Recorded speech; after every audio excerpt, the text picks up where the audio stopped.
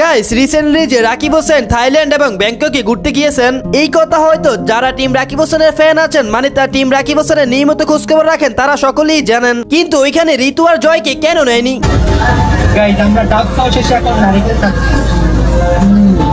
এত বেশি মিষ্টি। কেন এই ট্যুরের মধ্যে শুধু আমরা রাকিব হোসেন এবং অন্তরাকে দেখছি, ঋতু আর জয়কে কেন দেখা যাচ্ছে না? তারা কি রাকিব হোসেনের সাথে যায়নি, নাকি রাকিব হোসেনের সাথে তাদের কোনো ঝামেলা হয়েছে? সেটাও কিন্তু রিসেন্টলি রাকিব হোসেন আমাদেরকে জানিয়েছে, এবং তিনি পাশাপাশি এটাও আমাদেরকে বলেছেন যে এই ট্যুর থাইল্যান্ড এবং ব্যাংককের কোনো ব্লগ আসবে কিনা, এবং কি তারা শুধু দুইজন কেন হঠাৎ করে থাইল্যান্ড এবং ব্যাংককে গেছে এটাও আমাদেরকে জানিয়েছে। তো তিনি আমাদেরকে কি জানিয়েছে তা বলার আগে অবশ্যই ভিডিওতে লাইক করে চ্যানেল সাবস্ক্রাইব করে দিবেন।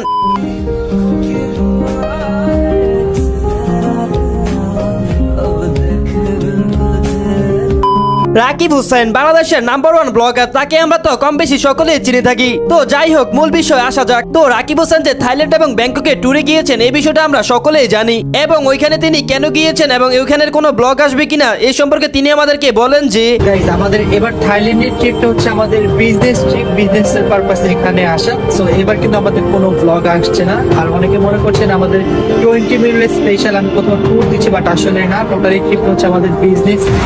এবং তাদের আরো ভিডিও এবং লাইভ দেখে আমরা বুঝতে পেরেছি যে তাদের এই বিজনেস ট্রিপের জন্য ঋতু আর জয় আসেনি, মানে তাদের সাথে থাইল্যান্ড ব্যাংকক যায়নি। বলতে গেলে ঋতু আর জয় বিজনেস ট্রিপের জন্য আসতে পারেনি। আই হোপ বিষয়টা ক্লিয়ার হয়ে গেছে।